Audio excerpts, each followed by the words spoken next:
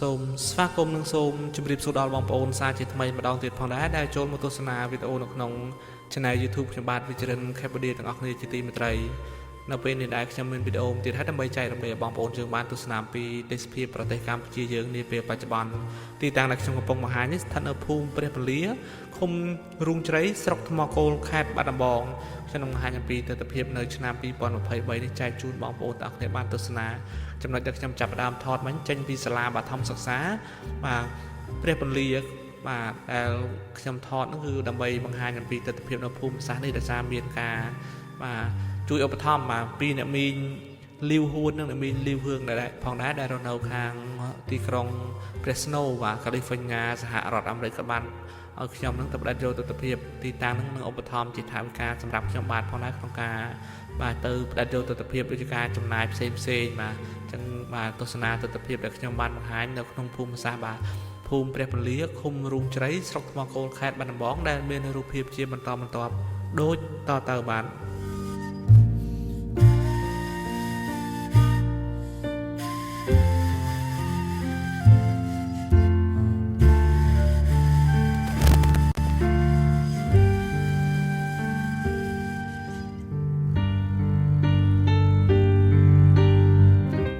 បាទแล้วខ្ញុំបញ្ជាដ្រូននិងបញ្ជាដ្រូនថយក្រោយនឹងដើម្បីចាប់ផ្ដើមយកទស្សនវិជ្ជាពីដើមភូមិបាទពីដើមភូមិដែលយើងធ្វើដំណើរចេញពីខាងឃុំបឹងព្រីងមកឆ្ពោះមកខាងភូមិព្រះពលាហ្នឹងខ្ញុំនឹងបញ្ជាដ្រូនចាប់ដើមពីចុងភូមិបាទពីដើមភូមិដល់ពីចុងភូមិពីដើមភូមិរហូតដល់ចុងភូមិតែម្ដងដើម្បីបង្ហាញអំពីទស្សនវិជ្ជានាពេលបច្ចុប្បន្នចែកជូនបាទអ្នកមីងបាទបានទស្សនាក៏ដូចជាបងប្អូនដែលបានចូលទស្សនាវីដេអូនេះផងដែរហើយបងប្អូនដែលរស់នៅឯនេះសមុទ្របាទដែលធ្លាប់មានប្រវត្តិសាស្ត្របាទដូចជារស់នៅទីតាំងនេះបាទរស់នៅទីតាំងភូមិសាស្ត្រនេះបងប្អូនអាចចូលទស្សនាវីដេអូហ្នឹងនឹងឃើញអំពីទស្សនវិជ្ជានៅភូមិសាស្ត្របាទភូមិព្រះពលាហើយគេថានៅភូមិដើមភូមិនេះគេហៅភូមិបឹង7បងប្អូនភូមិបឹង7អញ្ចឹងវាក្នុងនោះមានប្រមាណភូមិជាប់គ្នាហ្នឹងខ្ញុំនឹងផ្ដិតយកទស្សនវិជ្ជាទីតាំងនឹងទាំងមូលតែម្ដងចែកជូនបង្ហាញឲ្យបងប្អូនឃើញអំពីទស្សនវិជ្ជានាពេលបច្ចុប្បន្ននៅឆ្នាំ2023នេះផងដែរបាទហើយក៏សូមអភ័យទោសដល់បងប្អូនពីចម្ងាយផងដែរចំពោះការអធិប្បាយរបស់ខ្ញុំបើមានការខ្វះខាតឬលើសលុះនៅពាក្យសម្ដីណាមួយក៏សូមខន្តីអភ័យទោសដល់បងប្អូនបាទពីចម្ងាយផងដែរដោយសារខ្ញុំខានអធិប្បាយតាមរយៈបាទវីដេអូដូចជាបង្ហោះដ្រូននឹងរៀងយូរគ្រាន់ហើយបងប្អូនដោយសារខ្ញុំជាប់ផ្ដិតយកទស្សនវិជ្ជានៅកម្មវិធីបនផ្សេងក៏ដូចជាបាទទស្សនវិជ្ជាផ្សេងនៅខាងក្រោមបាទសូមបានបង្ហោះដ្រូនចែកជូនបងប្អូនទាំងអស់គ្នាបានទស្សនាបាទឥឡូវនេះខ្ញុំមកផ្ដិតយកទស្សនវិជ្ជាបង្ហោះដ្រូនសារជាថ្មីម្ដងទៀតហើយដើម្បីឲ្យបងប្អូនបានឃើញអំពីទស្សនវិជ្ជានៅប្រទេសកម្ពុជាយើងនៅតំបន់ផ្សេង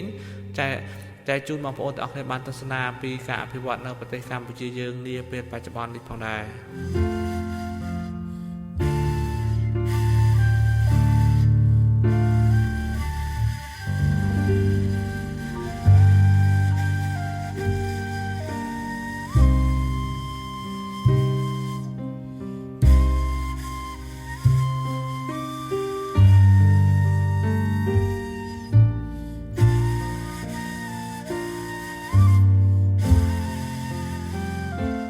បាទហើយនៅវីដេអូក្រោយខ្ញុំនឹងបង្ហាញអំពីទស្សនវិជ្ជានៅខាងភូមិថ្នល់បត់បាទភូមិថ្នល់បត់ឃុំរូងជ្រៃស្រុកថ្មគោលខេត្តបាត់ដំបងចែកជូនបាទអ្នកមីងលីវហួននិងអ្នកមីងលីវហឿងព្រមទាំងបងប្អូនទាំងអស់គ្នាដែលចូលទស្សនាវីដេអូនៅក្នុង Channel YouTube ខ្ញុំបានឃើញអំពីទស្សនវិជ្ជានៅខាងភូមិថ្នល់បត់នាពេលបច្ចុប្បន្នហើយភូមិថ្នល់បត់នឹងមានបងប្អូនប្រជាពលរដ្ឋយើងរស់នៅតែ5គ្រួសារទេបាទបើយើងចង់ដឹងថាបាទតើ5គ្រួសារហ្នឹងតើរស់នៅចិត្តគ្នាឬឆ្ងាយពីគ្នាកុំភ្លេចរងចាំតាមដានទស្សនានៅវីដេអូក្រោយខ្ញុំនឹងបង្ហាញអំពីទស្សនវិជ្ជានៅភូមិសាស្ត្រភូមិថ្នល់បត់ឃុំរូងជ្រៃចែកជូនបងប្អូនទាំងអស់គ្នាបានទស្សនាពីទស្សនវិជ្ជានាពេលបច្ចុប្បន្នផងដែរបាទឥឡូវនេះខ្ញុំជាដ្រូននេះចាប់ផ្ដើមពីបាទដើមភូមិនៃបាទខាងភូមិនិយាយទៅខាងឃុំរូងជ្រៃបាទស្រុកថ្មគោលខេត្តបាត់ដំបងនឹងរហូតដល់ចុងភូមិនឹងចាប់ផ្ដើមយកទស្សនវិជ្ជានៅវត្តអារាមគឺវត្តព្រះពលាផងដែរចែកជូនបងប្អូនទាំងអស់គ្នាបានឃើញអំពីទស្សនវិជ្ជានាពេលបច្ចុប្បន្ននៅឆ្នាំ2023យើងនេះផងដែរ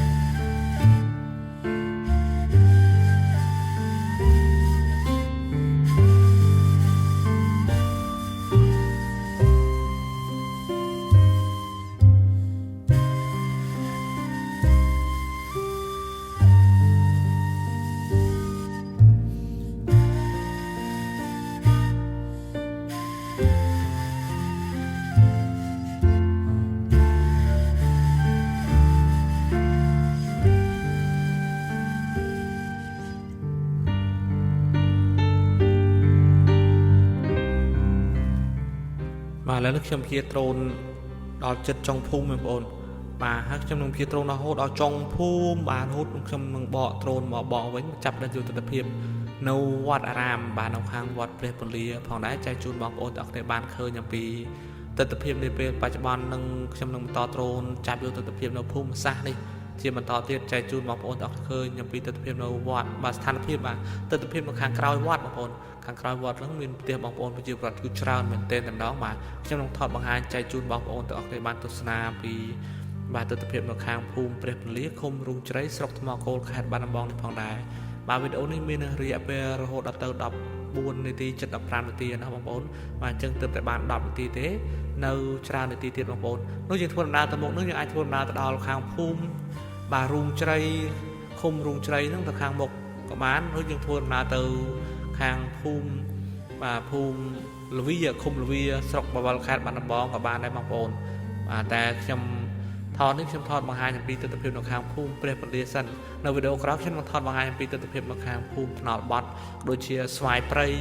ពីងពង ដើម្បី បង្ហាញ ចែក ជូន បងប្អូន ទាំង អស់ គ្នា បាន ទស្សនា ពី ទស្សនវិជ្ជា នា ពេល បច្ចុប្បន្ន នៅ ឆ្នាំ 2023 យើង នេះ ផង ដែរ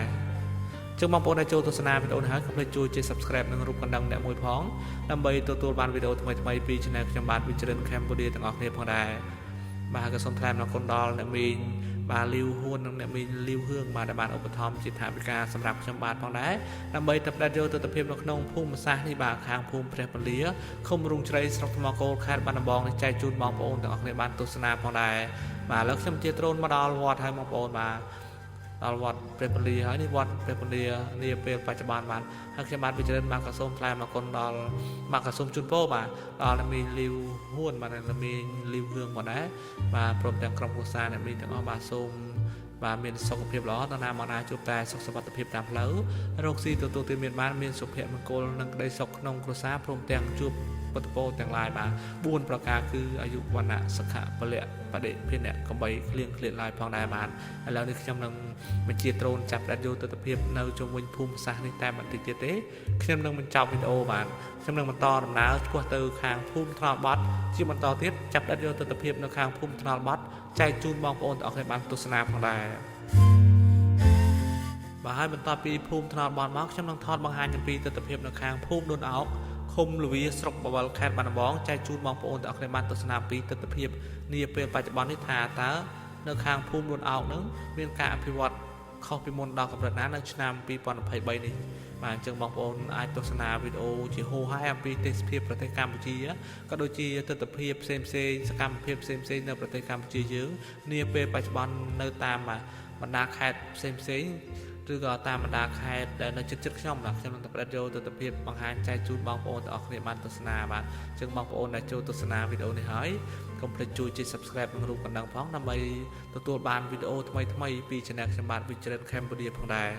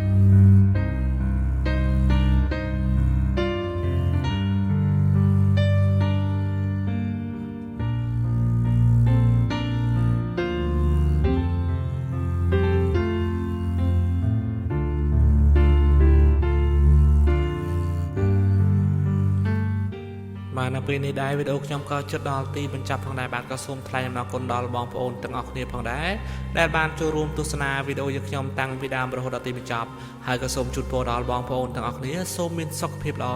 តើណាមកណាជួបតែសុខសុវត្ថិភាពតាមផ្លូវរោគស៊ីទទួលទានមានសុភមង្គលនិងក្តីសុខក្នុងគ្រួសារជានិរន្តរ៍ទៅផងដែរកុំភ្លេចរងចាំតាមដានទស្សនាវីដេអូថ្មីៗជាច្រើនទៀតផងដែរខ្ញុំនឹងចែករំលែកទស្សនវិជ្ជាផ្សេងៗនៅប្រទេសកម្ពុជាយើងជាច្រើនកន្លែងទៀតចែកជូនបងប្អូនទាំងអស់គ្នាបានទស្សនាជាបន្តបាទពេលនេះខ្ញុំបាទវិជ្ជរិនបាទក៏សូមអរគុណបាទសូម